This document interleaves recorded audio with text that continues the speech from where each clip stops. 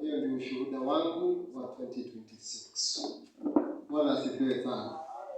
2026 wakati imefika, mimi nimefungua simu kuangalia kwa kalenda. Mimi sikuenda mahali kwingine. Mwenye ameona 2026 wakati imefika, nimechukua simu yangu nikaenda kwa kalenda kuona kama imeruka. Bwana asifiwe sana. Haikuwa rahisi. Bwana asifiwe sana. Ni ushuhuda natoa kwa sababu iko watu, kuna maneno yalikuwa yananenwa na watu juu yangu, juu ya watu ambao wako karibu na mimi, na maombi yalikuwa inaomba vibaya na mabaya. Bwana asifiwe sana. Noga ile nalali mwena wako tukaruka 2026. Ndio maana nilikuwa naangalia kalenda, niko 2026 kweli. Bwana asifiwe sana. Kwa sababu iko watu walikuwa wanasema sitafika 2020, mimi ndio hapa. Bwana asifiwe sana. Na ninamaliza. Kama walisema 2025 haitafikana, na leo mimi niko hapa. Bwana asifiwe sana. Kwa sababu kuna Mungu juu mbinguni. Na dahana matamudu. Mungu sio mwanadamu.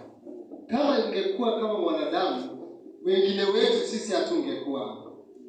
Kama ingekuwa mwanadamu, wengine wetu hawangekuwa na vitu ambavyo mko navyo. Bwana asifiwe sana. Lakini kwa sababu Mungu ni Mungu, sio kama mwanadamu, ni neema yake. Bwana asifiwe sana. Siku ya leo ujumbe wangu a new beginning, na imeanza na mchungaji na yote yamenenwa. Kwa hivyo ndio maana nasema ya kwamba nitanena kwa kifupi sana. A new beginning from Genesis 8 mwanzo 8 mstari wa 15 hadi 22.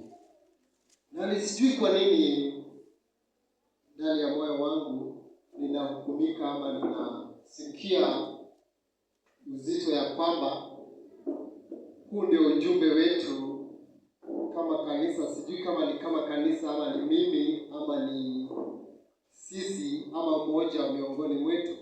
Sijui kwa nini nasikia huo uzito ya kwamba it's a new beginning. Bwana asifiwe sana. A new beginning in Isaiah 43 verses 18 kuendelea 18 na 19 inasema ya kwamba msiyakumbuke mambo ya zamani, wala msiyatafakari. Tazama na kuja kulitenda jambo jipya. Bwana asifiwe sana. Tazama na kuja kulitenda jambo jipya. Mwanzo 8:15.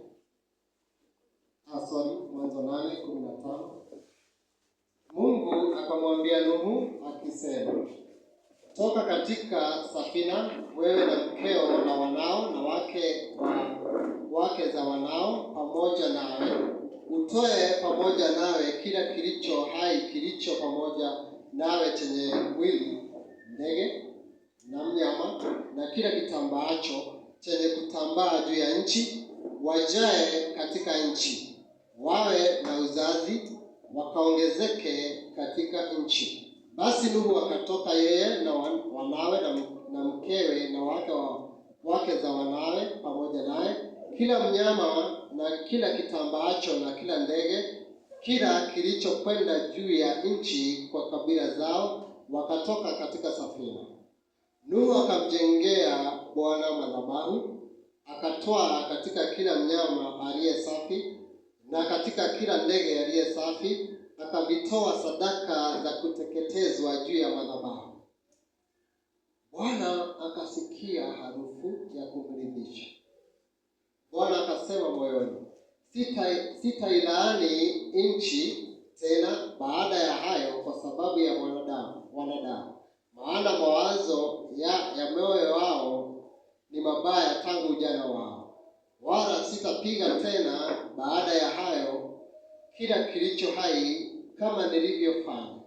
Muda nchi idumupo, majira ya kupanda na mavuno, wakati wa baridi na wakati wa hari, wakati wa kaskazi na wakati wa kusi, mchana na usiku, havitakoma. Bwana asifiwe sana. Mchungaji amemalizia Kutoka 6 mstari wa 6. Na imesema ya kwamba Mungu anamwambia Musa ya kwamba waambie wana wa Israeli, mimi ni Yehova, na nitawatoa ninyi kutoka kwa mizigo na vifungo za Wamisri. Bwana asifiwe sana. Kwa hivyo kile anachokifanya ni kwamba anawaambia, mmekuwa na wakati mgumu, mmekuwa watumwa kwa muda wa miaka 400, mmefinywa na watu wa Misri kwa muda mrefu. Sasa tazameni nakuja kufanya jambo jipya. Tazameni sasa nakuja kugeuza maneno, kuyafanya upya. Nyinyi ambao mlikuwa watumwa sasa ni wafanye huru. Nyinyi ambao mlikuwa hamna kitu, mkitoka nchi ya Misri mtakuwa na vitu ama na mali nyingi, kwa sababu waliambiwa ya kwamba wachukue vitu ama waombe vitu za watu wa Misri, watoke navyo, watoke na fedha, watoke na dhahabu, watoke na manguo, watoke na mang'ombe. Kwa hivyo watu wa Misri walikuwa watu watumwa, lakini sasa Bwana anawasema ya kwamba mtatoka Misri na ninakuja kufanya jambo jipya. Hamtakuwa watumwa tena, mtakuwa huru na mtakuwa na vitu vingi. Bwana asifiwe. Kwa hivyo ni kitu kipya ambacho Mungu anakuja kukifanya. Bwana asifiwe sana. Mwadhani ya ngosho na kuja kufanya jambo jipya. Na anasema ya kwamba kwanza hapo anaanzia mahali mchungaji alikuwa anasema sana, ni ya kwamba mimi ni Yehova. Ni kusema Yehova na kusema na Kiebrania ni kusema ya kwamba Yahweh. Na Waibrania hawakuwa wanasema jina Yahweh kwa sababu ni takatifu sana kwao, ni la thamani sana kwao. Kwa hivyo hawakuwa wananena kwa midomo yao. Na ndio maana Mungu anaambia Musa ya kwamba I am whom I am. Bwana asifiwe sana. Kwa hivyo wakati anawaambia wana wa Israeli I am, wanaelewa ni nani ama anamwambia.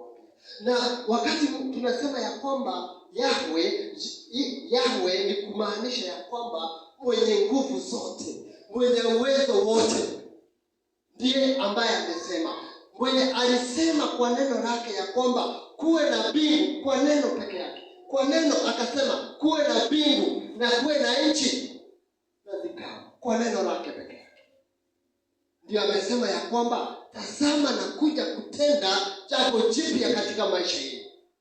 Bwana asifiwe sana. Anataka kuwaonyesha mtu ambaye anasema anakuja kufanya jambo jipya. Anataka kuonyesha ni nani huyo, uwezo wako uko namna gani.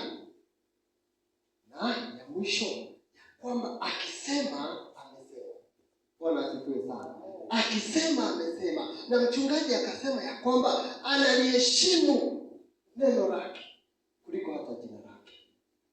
Bwana asifiwe sana.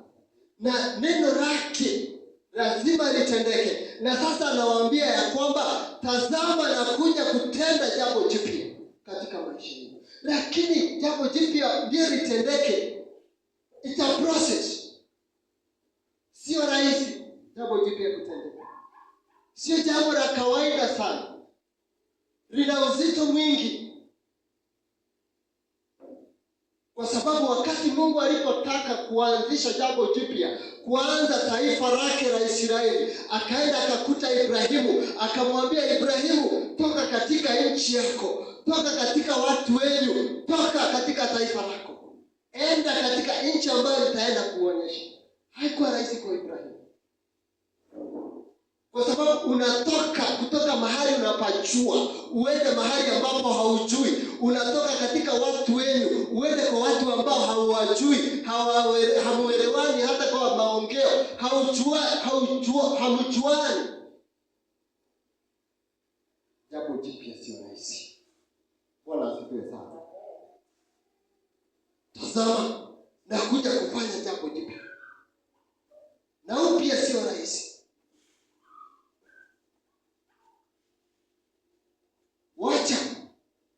Naacha urithi wako Ibrahimu. Kuleta kitu kipya sio rahisi. Ni kama wakati mwanamke anapoleta kitu kipya duniani, haikuwa ni rahisi. Ni pagumu. Bwana asifiwe sana. Ili kitu kipya kiwe, haikuwa rahisi. Mungu anasema, tazama, nakuja kufanya jambo jipya. Kwa hivyo yale ya zamani yanaenda kuisha. Uzito ule wa zamani unaenda kuisha. Uzito ama dhiki ambayo ulikuwa nayo zamani zile inaenda kuisha. Hukumu unaenda kuisha. Utumwa unafika mwisho. Nakuja kufanya jambo jipya. Bwana asifiwe sana. Inapotea. Bwana asifiwe sana. Kwa sababu upya sio rahisi. Nami najua siku ya leo ya kwamba kuna mambo ambayo tumeyapitia mwaka ambao umeisha wa 2025, ambayo yalikuwa na dhiki nyingi. Haikuwa rahisi. Ni mkono wa Mungu ambao umetubeba. Bwana asifiwe sana. Maisha, sitaki sasa kuongea. Nataka kuongea watu ambao wako dunia hii tunaishi nao. Si watu ambao wanaishi mbinguni. Bwana asifiwe sana. Kwa sababu tuko hapa duniani. Iko mambo ambayo tunayapitia sio rahisi. Maisha hayajakuwa rahisi. Ni mkono wa Mungu ambao umetufikisha mahali tupo. Kulea watoto wetu na jinsi kulivyo sio rahisi. Ni mkono wa Mungu ambao umetubeba. Kufanya biashara ambazo tunafanya saa hii sio rahisi. Ni mkono wa Mungu ambao umetubeba. Kutafuta karo na mambo mengine ya kinyumbani haijakuwa rahisi kwetu. Ni mkono wa Mungu ambao umetubeba. Bwana asifiwe sana. Ni mkono wa Mungu ambao umetubeba. Haijakuwa rahisi.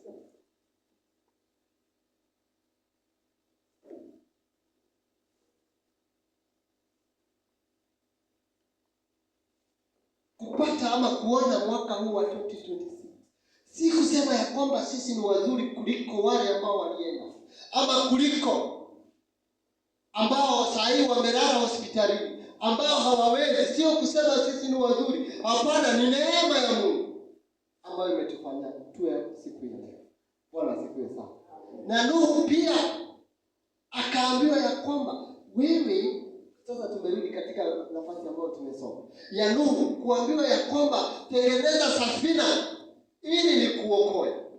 Si kusema ya kwamba Nuhu alikuwa mzuri ama alikuwa mkamilifu. Hapana, ukisoma katika Genesis 6:8 inasema ya kwamba naye Nuhu akapata neema machoni pa Bwana. Bwana asifiwe sana.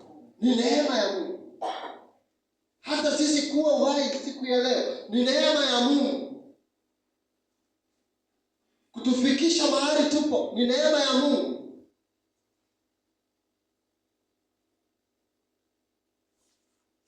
Kuna wengine, Nuhu alikuwa na watu wengi katika nchi, lakini hawakupata neema mbele za Bwana. Lakini wakati dhambi ilipojaa duniani na Mungu akasema ya kwamba anataka sasa kutengeneza taifa lake, na ili kubadilisha maneno ambayo yalikuwa duniani na uovu, kumaliza uovu ambao ulikuwa duniani. Sasa kwa ufupi alikuwa anasema ya kwamba nataka kuleta upya, a new beginning on earth. Ni kwa neema. Bwana asifiwe sana. Nuhu akapata neema hiyo. ya kuwa ya kwamba kutoka sasa Nuhu ndiye ataleta mabadiliko katika dunia. Akapata neema mbele za Bwana. Bwana asifiwe sana.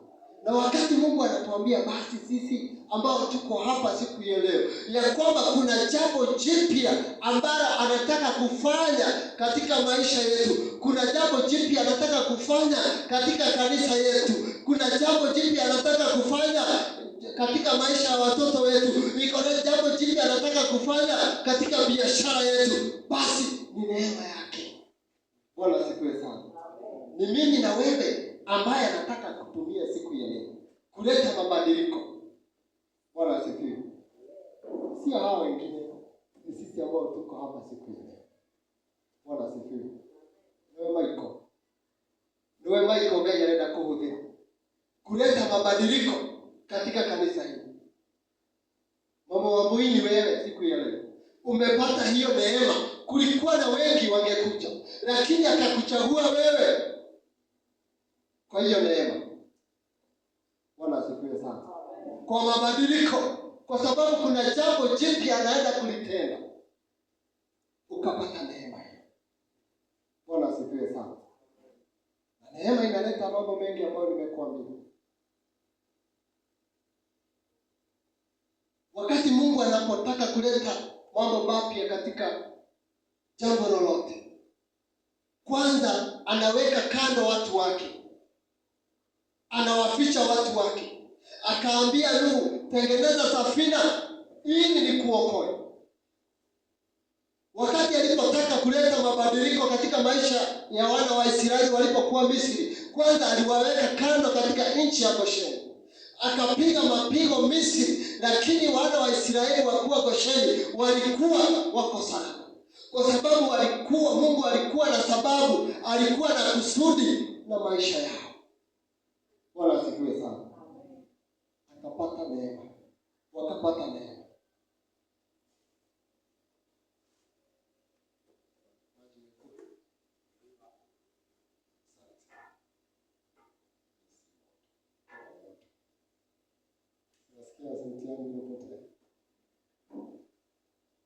Bwana asifiwe. Twende kwa Nuhu. Wakati aliingia, na sijui kwa nini jambo hili linajirudia. Wakati Nuhu alipokuwa katika safina, Mungu akamwambia ya kwamba ingiza wanyama wote wawili. Kila mnyama wawili waingie katika safina. Na nikusema ya kwamba wanyama hao, uchafu wao walikuwa wanaendea ndani ya safina. Kwa hivyo safina, ni kusema kwa urahisi ama kwa kifupi, ya kwamba haikuwa safi. Bwana asifiwe sana. Kulikuwa na harufu ambayo ilikuwa kule ndani ya safina. Hakukuwa safi, na hakukuwa na dirisha ilikuwa moja peke yake, na mlango ulikuwa umefungwa, na kwa hivyo ile safina haikuwa safi. Na nikusema ya kwamba hata watu ambao walikuwa wamezunguka Nuhu hawakuwa wasafi, kwa sababu kule ndani kulikuwa na uchafu mwingi. Bwana asifiwe sana. Nataka kusema ya kwamba Nuhu na watu ambao walikuwa ndani ya safina, hakuna mtu ambaye angehukumu mwingine ya kwamba yeye ni mchafu. Bwana asifiwe. Wanyama hawangesema ya kwamba Nuhu ni mchafu, wao ni wasafi. Ama Nuhu aseme ya kwamba yeye ni msafi, wanyama ni wachafu. Bwana asifiwe sana. Nataka kusema nini?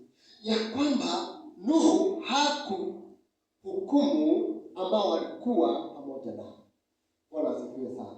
Na sijui kwa nini jambo hili linajirudia. Ya kwamba tuache kuhukumiana. Ukiona mimi nina mapungufu yangu, usinihukumu. Nikiona una mapungufu yako, nisikuhukumu. Kwa sababu mimi kama mwanadamu na wewe kama mwanadamu una mapungufu yako, nina mapungufu yangu, tuna mapungufu yetu. Kwa hivyo hatustahili kunyoshea mwingine kidogo. Bwana asifiwe. Hatustahili kunyoshea mwingine kidogo, kwa sababu sisi zote kama tuko pamoja tuna mapungufu yetu.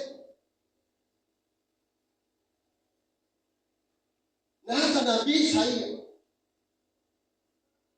Isaia 6 anasema ya kwamba ole wangu, na ni nabii anasema namna hiyo. Nabii mteule anasema ole wangu mimi ambaye nimepotea, niko na midomo michafu. Anaanza na yeye, niko na midomo michafu, na watu ambao tunakaa pamoja nao ama niko katikati yao pia wana midomo michafu.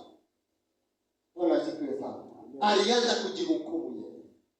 Kwa hivyo kama unataka kuhukumu mwingine, kwanza jianzie na wewe. Jihukumu kwanza. Ona shida zako, ona upungufu wako, ona ni nini ambapo umepungukiwa nayo, kabla unyoshee mwingine kidogo.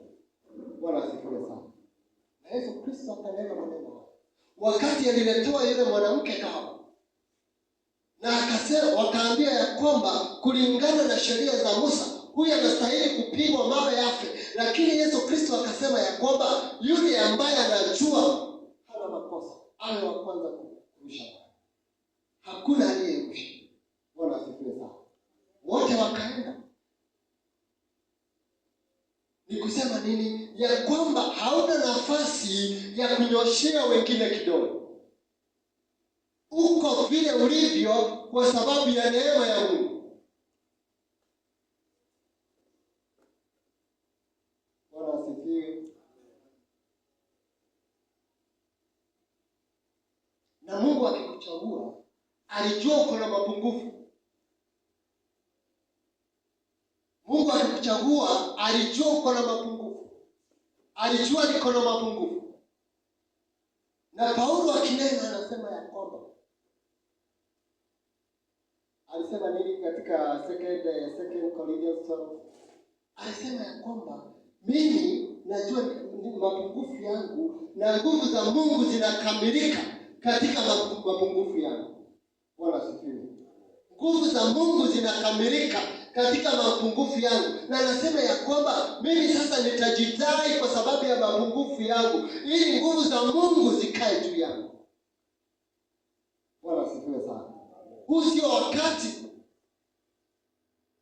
wa kuhukumu wengine. Huu sio wakati wa kunyoshea watu kidole. Ni ukujua ya kwamba ni neema za Mungu. Bwana asifiwe sana. Kwa sababu kama sio neema, sijui mimi ningekuwa wapi. Kama sio neema ya Mungu, sijui wewe ungekuwa wapi. Lakini neema ya Mungu imetubeba. Bwana asifiwe sana.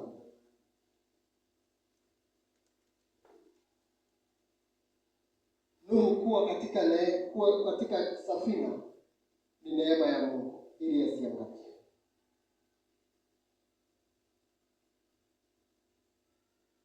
Ni neema ya Mungu. Bwana asifiwe sana. Kwa Nuhu kuwa katika safina ilikuwa neema ya Mungu. Na wewe 2025 iko mahali Mungu alikuweka ili akuhifadhi, ili usiangamie, kwa sababu kuna jambo jipya anataka kutenda katika maisha yako. Kuna jambo jipya anataka kukutumia kulitenda katika kanisa hili. Anataka kukutumia, ndio maana alikuhifadhi ili atimize kusudi lake katika maisha ya watoto wako. Kuna jambo anataka kulitimiza katika familia yenu, na ndio maana akakuhifadhi wewe, akakuweka katika safina kwa neema yake. Bwana asifiwe sana. Si kusema ya kwamba ulikuwa mzuri. Raha. Kuna watu ambao walifanya mambo ambayo wewe mwenyewe ulifanya, lakini hao wakaangamia, wewe ukakuwa hai. Bwana asifiwe. Kuna watu walitembelea barabara ambayo wewe mwenyewe ulitembelea, wakakufa, wakakuwa hawako, lakini wewe Mungu akakuweka katika safina, ukakuwa hai siku moja. Kuna watu ambao walikula vyakula ambavyo wewe mwenyewe ulikula. Sasa hii wakati huu tunaongea wako hodi wamelala, lakini wewe Mungu akakuhifadhi kwa sababu ya neema.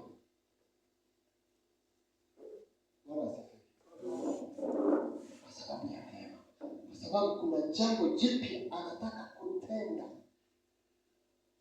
kutumia wewe. Kwa neema Nuhu akafichwa katika safina. Bwana asifiwe sana.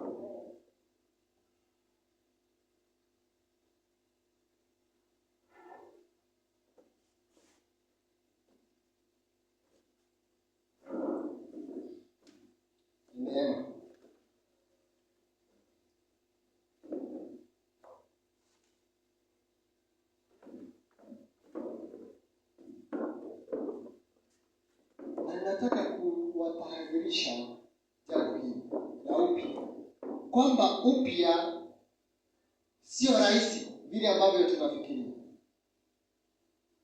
Vile nilianzia kusema, upya haikuwagi rahisi.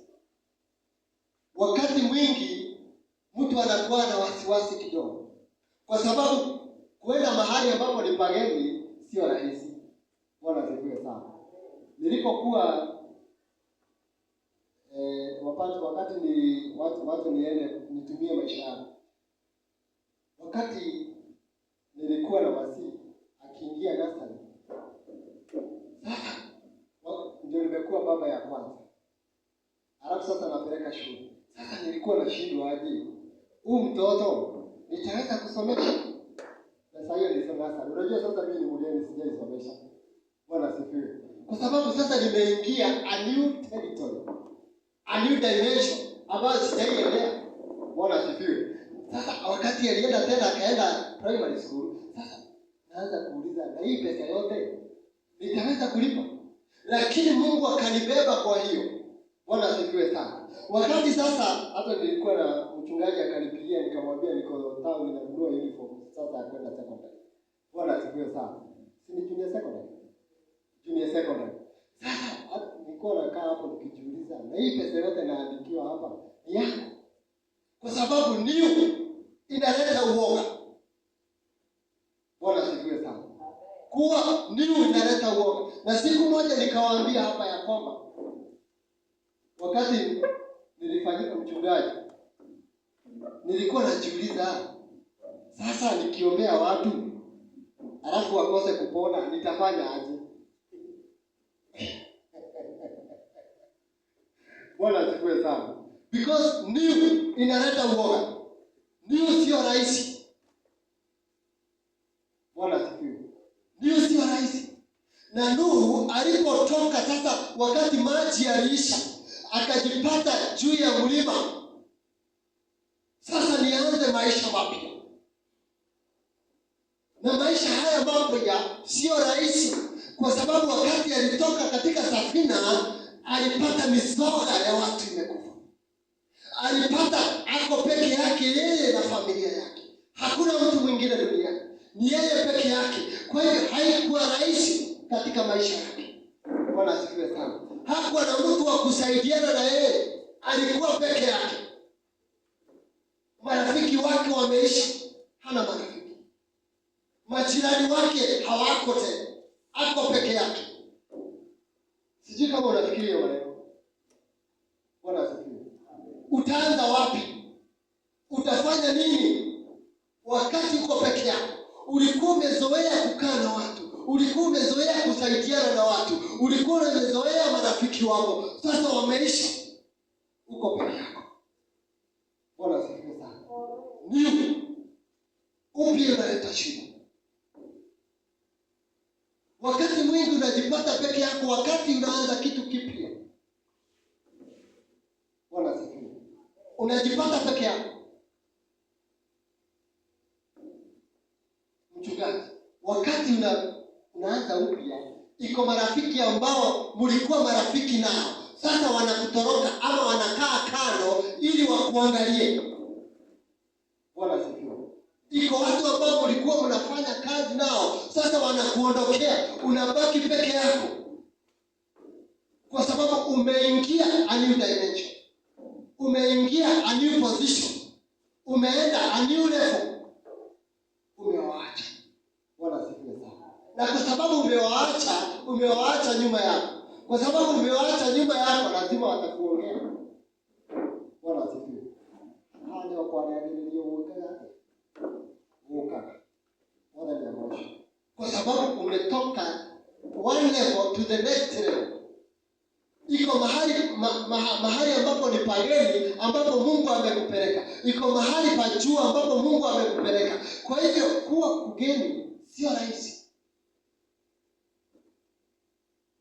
Nuhu hakuwa na wakati mrahisi. Bwana asifiwe sana. Na kwa hivyo wakati Mungu anasema ya kwamba nakuja kutenda jambo jipya katika maisha yetu, haikuwa rahisi. Wana wa Israeli walipotoka katika nchi ya Misri, wakaingia jangwani. Siku zote ndio ulikuwa unasikia wakisema ya kwamba siturudi Misri, siturudi mahali ambapo tumezoea, siturudi, kwa sababu mahali ambapo ni pageni sio parahisi.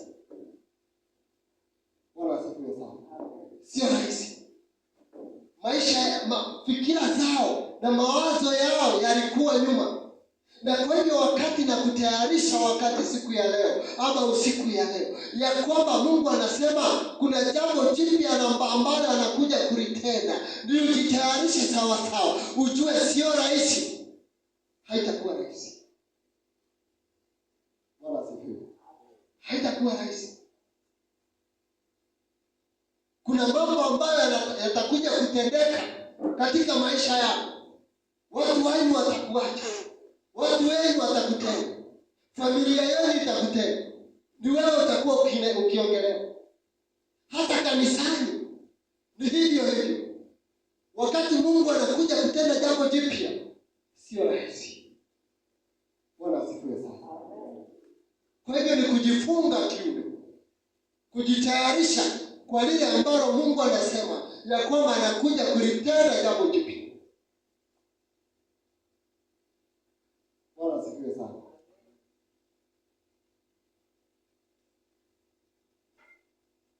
Baba mchungaji, sio rahisi. Haitakuwa rahisi. Wakati jambo jipya linatendeka, haikui rahisi. Wakati mama anazaa, haikuwa rahisi. Ni pagumu. Lakini jifunge sawa sawa. Mchungaji akatuambia kwamba Isaya 40, wakati Mungu anasema ya kwamba utakapo kuwa katika maji mengi nitakuwa pamoja na wewe. Hakusema ya kwamba hautaingia kwenye maji mengi. Angesema wewe hautaingia. No, alisema ya kwamba utakapoingia hapo nitakuwa pamoja na wewe. Kwa hivyo katika hiyo upya utaingia kwenye maji mengi. Bwana asifiwe sana. Na akasema hata moto utaingia katika moto. Kuna mambo ambayo utakutana nayo ambayo ni makali sana karibu ya kuunguze. Lakini anasema ya kwamba sitazuia uingie katika moto. Hapana, utaingia huko motoni, lakini huko motoni nitakuwa pamoja na wewe. Asifiwe sana. Jambo jipya linapotokea. Lakini amesema ya kwamba nitakuwa pamoja na wewe. Hautakuwa peke yako. Nitakubeba alivyobeba Danieli katika shimo tundu la simba. Hata mimi nitakubeba. Hata wewe Mungu anaenda kukubeba. Wakati anatenda jambo jipya katika maisha yako, anaenda kukubeba. Wakati Shadraka na Meshaki na Abednego waliporushwa kwenye moto, mfalme ndiye alitoa ushuhuda ya kwamba nimeona mtu ambaye anakaa Bwana wa Mungu. Bwana asifiwe sana. Akawa nao huko moto. Lakini ni wakati Mungu alipokuwa anataka kutenda jambo jipya katika nchi ile ya utumwa. Bwana asifiwe sana. Danieli alipotupwa katika ile shimo la simba, alipotolewa hapo, mfalme akasema kutoka siku ya leo hakuna Mungu mwingine atakayeabudiwa isipokuwa Mungu wa Danieli. Lilikuwa jambo jipya. Bwana asifiwe sana. Na haikuwa rahisi kwa Danieli.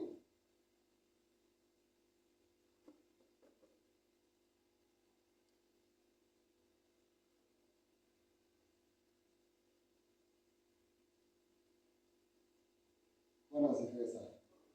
Sijui kama neno ni lako, sijui kama ni lako, lakini ni Mungu anataka kukutayarisha, kwa sababu anakuja kutenda jambo jipya katika maisha yako, katika maisha yangu, katika jamii yako, juu ya watoto wako, juu ya kanisa letu. Kuna jambo Mungu anataka kulitenda. Bwana asifiwe sana. Na haitakuwa rahisi, lakini Mungu atatubeba. Bwana asifiwe sana. Nataka kumaliza. Wakati Nuhu alipotoka katika safina, kwanza alipolifanya ama alilolitenda, Biblia inatuambia ya kwamba alitengeneza madhabahu. Bwana asifiwe. Alitengeneza madhabahu. Kisha akatoa sadaka kwa Mungu. Bwana asifiwe sana. Kwa sababu ilikuwa neema. Alijua ya kwamba sio kwamba mimi nilikuwa mzuri ndio nikafika mahali nimefika. Sio mimi nilikuwa mkamilifu ili kwamba mimi niokolewe peke yangu na familia yangu. Haikuwa mimi nilikuwa mtakatifu sana ili Mungu anionee neema. Rasha. Bwana asifiwe sana. Alijua ni Mungu, ni rehema za Mungu, ni neema za Mungu. Na kwa hivyo kitu ya kwanza alipokifanya ni kutoa dhabihu. Bwana asifiwe sana. Na sisi kwa mahali ambapo tumetolewa siku ya leo, ya kwamba tumekuwa 2025 na tumefika 2026 ni kwa neema za Mungu. Bwana asifiwe sana.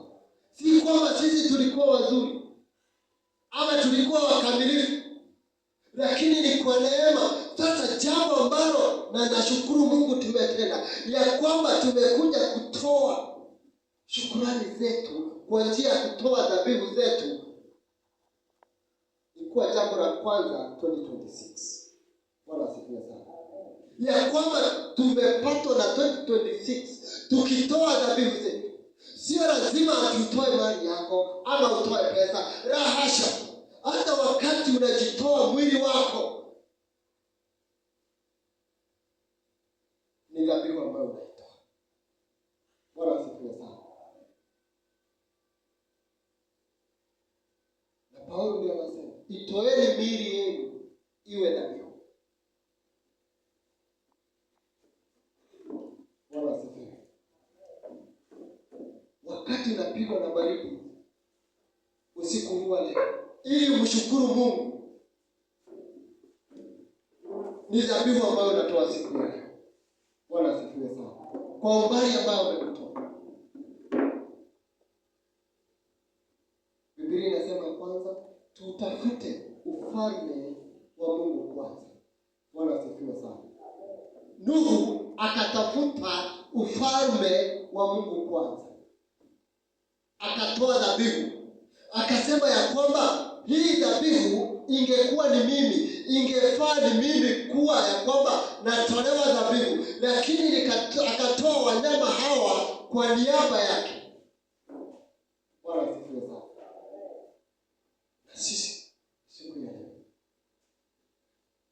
na kuuliza ndugu yangu na dada, wakati tunaanza mwaka huu wa 2026, wacha tujitoe miili yetu kama dhabihu. Ujimimine mbele za Bwana. Ujimimine mbele za Bwana. Ujitoe kikamilifu mbele za Bwana. Iwe dhabihu ya kuteketeza. Bwana asifiwe sana. Ya kuteketeza, hakuna kitu ambacho inabakisha. Kwa hivyo wakati unaenda mbele za Bwana kurudisha shukrani zako, ni ujitoe kikamilifu. Bwana asifiwe sana. Na wakati Mungu anaponusa hiyo harufu, anaona ama anajisikia ya kwamba unajua yeye ni nani. Yeye ni Yahweh. Bwana asifiwe sana. Haijakuwa rahisi kufika hapa, ni mkono wa Mungu umenibeba. Haijawa rahisi kufika hapa, ni mkono wa Mungu umenibeba. Bwana asifiwe sana. Sauti yangu imepotea. Bwana asifiwe sana. Kuna mengi ambayo tungeleta, lakini nafikiri nimeisha. Mungu wa uzima awabariki sana.